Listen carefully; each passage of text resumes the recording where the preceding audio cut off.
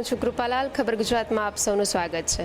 લોકસભા 2024 હવે ગુજરાતની વાત કરીએ તો ગણતરીના દિવસો બાકી છે, ત્યારે જામનગરમાં કઈ પ્રકારનું વાતાવરણ છે એ આપણે જોઈએ. લોકોના મત શું કહી રહ્યા છે, લોકોનો સુર શું છે તેના વિશે વાત કરીએ. આજે આપણી સાથે જોડાયા છે વિઝન ક્લબ જૈન સમાજમાંથી અને વિઝન ક્લબના ફાઉન્ડર એવા મીતાબેન દોશી અને વિઝન ક્લબની કમિટી. તો ચાલો તેમની પાસેથી વાતચીત કરી અને જાણીએ કે તેઓ શું કહેવા માગે છે.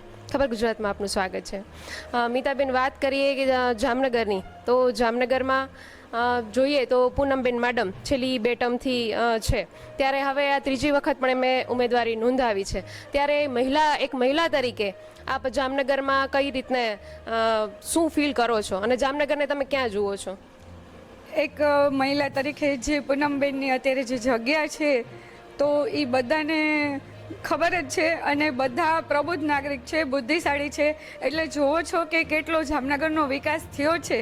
અને પૂનમબેન એવા સ્ટ્રોંગ અને એવી એક નારી શક્તિ છે કે હજારો જેન્ટ્સ હોય તો પણ એ એકલા સિંગલ લેડી એ એકદમ બધા સાથે લડે છે અને ખૂબ જ સારી રીતે બધાને એને સપોર્ટ કરે છે. તો જામનગરની વાત કરીએ તો જે રેલવેમાં તમે જોઈ રહ્યા છો વંદે ભારત, કે ફ્લાઇટ કરતાં પણ સારી એવી ટ્રેન આપણને ઉપલબ્ધ કરાવી છે.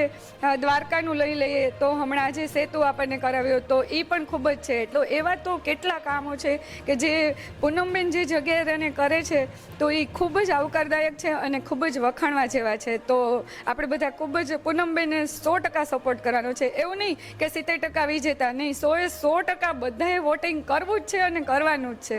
મારું નામ દક્ષાબેન નંદા છે. હું ભાનુશાળી જ્ઞાતિની એક દીકરી છું. મારા અભિપ્રાય મુજબ બધાને પૂરેપૂરો સપોર્ટ આપણે પૂનમબેનને દેવો જોઈએ, કારણ કે એક લેડી તરીકે એને ખૂબ જ જામનગરમાં અનેક કાર્યો કર્યા છે અને હજી એ કરવા માગીએ છીએ. તો આપણે બધાએ જામનગરના લોકોએ પૂનમબેનનો સપોર્ટ કરવો જોઈએ. અને બીજું કે અનેક કાર્ય કરતા જ રહીએ છે અને કરશું. અને મતદાન તો બધાને કરવું જોઈએ, લેડીઝ અને જેન્ટ્સને. મારા અભિપ્રાય મુજબ બધાએ સવારના વહેલા ઉઠી હજારો કામ મૂકી અને પહેલાં મતદાન દો. તમે મતદાન કરશો તો આપણો દેશ આગળ વધશે. અને મારા હિસાબ મુજબ એ વંદે માતરમ મતદાન કરજો અને બધાને કરાવજો, એવી અમારી શુભેચ્છા છે. મારું નામ હર્ષાબેન રાવલ છે. હું બ્રહ્મદેવ સમાજમાં સંગઠન મંત્રી છું અને પિંક ફાઉન્ડેશનમાં કમિટીમાં છું. મારું એવું કહેવું છે કે પૂનમબેન મેડમ છે એ 1 બરાબર 1000 છે. 1000 સ્ત્રી હોય એના બરાબર એ 1 હોવા છતાં પણ છે. અહીંયા જામનગર બેઠા એમણે દીદી પોતાનો અવાજ પહોંચાડી અને આમ જનતાના કામો એટલા બધા કર્યા છે કે એની ગણતરી કરવી જ અશક્ય છે. જામનગરથી બધી જે કંઈ ટ્રેનો હોય એને દ્વારકા સુધી પહોંચાડી, રાજકોટથી અહીં સુધી પહોંચાડી.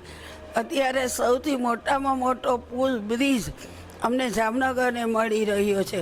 આ બધા કામો અમને પૂનમબેન મેડમ દ્વારા થાય છે.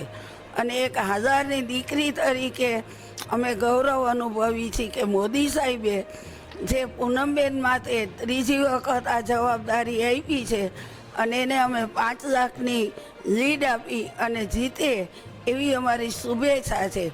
અને સ્ત્રી સશક્તિકરણ માટે અનેક કામો કરે છે કે જેઓ સ્ત્રીઓ ખૂબ જ આશીર્વાદ આપે છે. કોઈ એની પાસેથી નારાજ થઈને નથી જતું.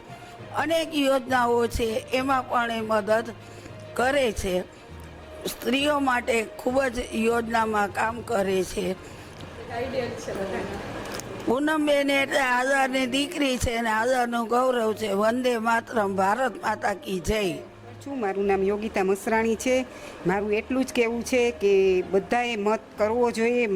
ચૂંટણી આવી રહી છે, મહાપર્વ આવી રહ્યું છે, તો તમે પૂનમબેન મેડમને સપોર્ટ કરી, બીજેપીને સપોર્ટ કરી અને મત આપો. નરેન્દ્રભાઈ મોદીને જ જીતાડજો.